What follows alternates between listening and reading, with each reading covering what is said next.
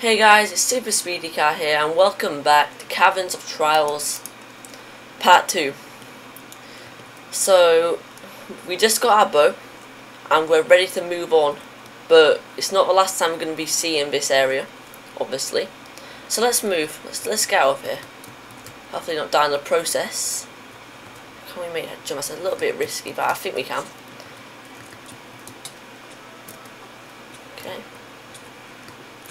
And yeah, there's a spider web here, of course.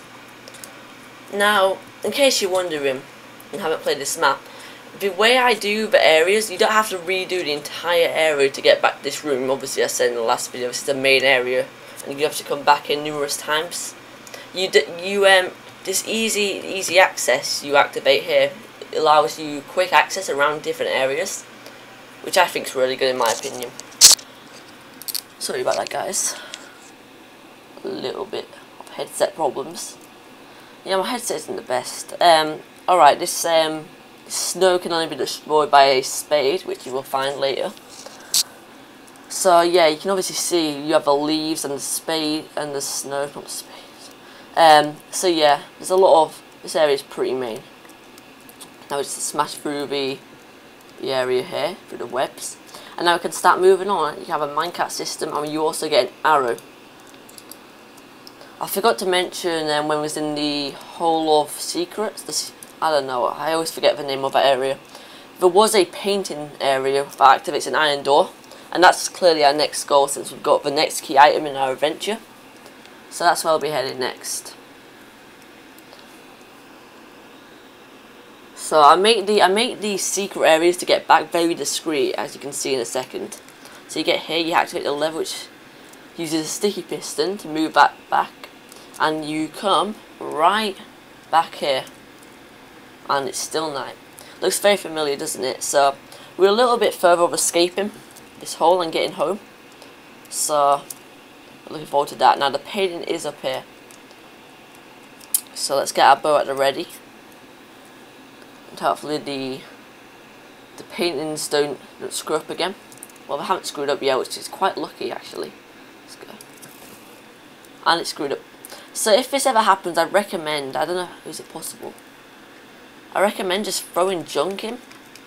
As you can see, that worked quite easily, since you will be picking up a lot of junk during your time playing the map. Now that's obviously a pressure plate. I don't know as of yet, since we're not very advanced with the redstone circuitry and the pressure plates. It's only, as far as I know, it can only be on for a certain amount of time, so eventually this iron door will shut, and obviously you have to come back here, so there's a little switch here included, so you can hit this and then the door will never shut. It's quite smart. I have played this map and obviously got tests, as I said before, so I think this map's quite reliable if you want a good map. Now, this area is cool. There's an iron door there, which obviously isn't accessible. As I said in the last video, a good thing I do every time I play a map, or especially a puzzle map, anytime you get hype on this, it's just view surroundings. Clearly that's an area that is not accessible. Maybe you can sort by a puzzle, you know, there's a lot of, if you look at this, it saves you a lot of hassle in the future, so let's go down here safely. I think, since we're on peaceful, I don't think the jump will kill us. Let's just dive into the water here and break our legs. Alright, this area, very difficult in my opinion. It's probably the hardest area. It's called Lost Pumpkin Cavern. Now, what this area is, the areas don't have a storyline. They're very basic areas. Obviously in the first area, the Hole of Mystery and the Hole of Secrets, or whatever it's called, that's pretty much just an abandoned, out of the ordinary, you know, hole. You happen to fall in, and the mine, just in a spider-infested mine lost long ago and stuff. I'm kind of making it up on the spot, you know, it's not really story based. This area is just pretty much just a cave. That's dirt filled, vines everywhere, pumpkins on the side, quite creepy. So the first area we need to do is this lever here, which opens this door to one of the villagers' houses. That's initially blocked off by dirt, and in here you find another arrow. Now what you have to do is you have to go out here, and the next area you want to do, quite easy to see this lever, is you want to hit this. Now if you look, this is quite hard to notice, you can clearly see, if you have a look around the room, there's some sort of door shape there that's, yeah, looks accessible, so that's quite an area you want to investigate. So if you look, if you hit the lever here, you can see that this lets out sticky piston that, you know, creates the dirt to go forward. And there you go, that's how you parkour to the mysterious door over there. So let's go over here now. Be very careful. Just do a bit of shimmy in here. And now you just drop. Ow. And now there's a paint in here. Sorry if you guys can't see because of my brightness. It's not usually this bright, or this dark even. Just because I'm using, you know, it's hard to say. My settings are quite low. Not on Minecraft, I mean my initial settings for my computer. So let's go ahead and shoot this. Did it work? And it worked. You can faintly hear, I don't know if you guys heard it. It's a sound of a what's it called? A dispenser dispensing an item. So okay, and if you do screw this up and don't get the arrow, I have thought this through. You can hit the button and, you know, restart the puzzle. And the shovel lands here. It's quite cool. And right there, and the actual hidden dispenser, in case you guys are wondering, since it is kind of my own map, just note these things out, is actually in that little hole there. Very quite hard to notice, which I was going for. If you, since I know this map a lot, you probably won't be here by now. You'll probably still be back a little bit, depending on how good you are at puzzle maps. So eventually the vines will grow over it, so it makes it very hard to see. So we've got the spade, and, you know, if you recall correctly, the spade, you know, can destroy the snow, which was found in the spider mine. Spider rotten mine. I always forget the names. I'm sorry, guys. So, yeah. Now, a problem I found is that this area here, there's dirt here, and it's one shot. Only tap the spade, otherwise the dirt will be destroyed, which causes a few problems, honestly. You know, so. Now this is just dark. I'm sorry, guys. Bear with me. Oh, there we go. That area is usually a pain when it's dark. That's why I try not to add too much dark stuff in my maps, just because, you know, I would not like to be in the position of a player when they're doing this dark much stuff, because it's just unfair. There's an extent, to be honest, in my opinion, where you should, if you're making a puzzle map, as you can see, the vines grown, as I said. If you're making a puzzle map, you need to have fairness with, you know, the puzzles. It has to be a good puzzle, and it needs to be fair. Because otherwise, it's just, the player's not going to enjoy it. As you can see, this is an area we cannot get to yet.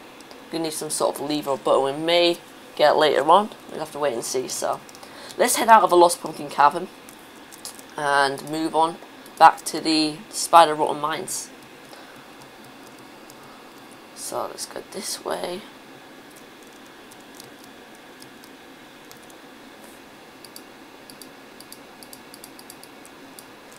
I can't see a thing. There we go. I'm sorry, guys. Should probably get rid of our junk. Obviously, we can't use these kind of items. So let's put these here. And let's head back to the mines. We can use the shortcut, if you remember, with a minecart. So now I'll make fast access for different areas. I remember when my friends were beta testing this, actually, or testing it, I should say, beta testing. They went all the way around, which I find quite funny. You know, you really should think about it. You have to use what you have to your advantage. Like, we give you this easy minecart system to use. Very, very generous. You'd have to. I just wouldn't want to play a map. I kind of feel, I always test my map, so I always feel like if I don't want to play my own map, I'm gonna have to change it. You know, that's something I want to put. You know, I want to put myself as the the creator of a map into the player's shoes. You know, if something's not fun and I create the map, then that's a problem. So we're gonna have to change that. So that's how I always feel. That you know, that really, in my opinion, helps me make better maps. So anyway, let's move on. So let's jump down here. It's the only way, and we move to our next area, the lava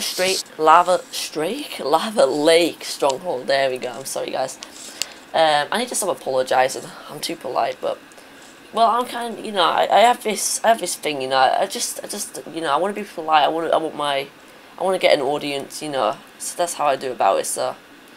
Alright, Lava Lake Stronghold anyway, guys, so, as I said before, it's very themed off the area. We're in a stronghold, which is, you need ender eyes, so, or ender pearls, or whatever it calls. I haven't played the vanilla Minecraft in a while, actually. I probably should do that soon.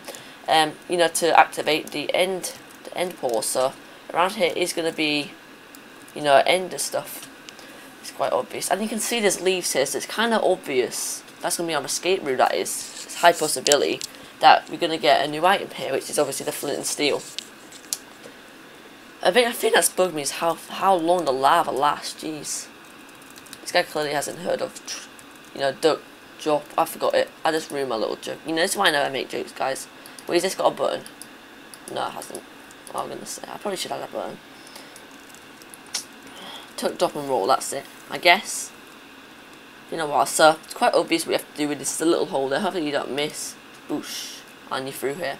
There's no going back though, guys. That's a problem. So you're in it for big now.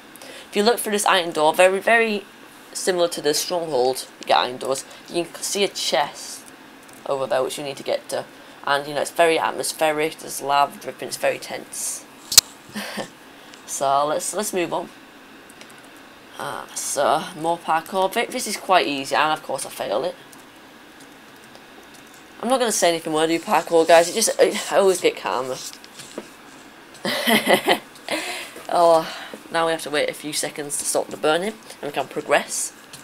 I never take the risk of jumping when on fire, since I'm not sure if it does or not, but I'm pretty sure it screws at your jump. So maybe one more parkour, and I found the lava again. Oh, I'm being very, very, very unsafe about this. Hopefully we don't die. I don't want to have to, you know, get all my items back. I don't want to cheat. But you know, I do think playing peaceful. These jumps aren't that bad, you know, because I'm laggy. I'm doing them pretty reasonably well. I say that, but not really. But I need to stop saying but.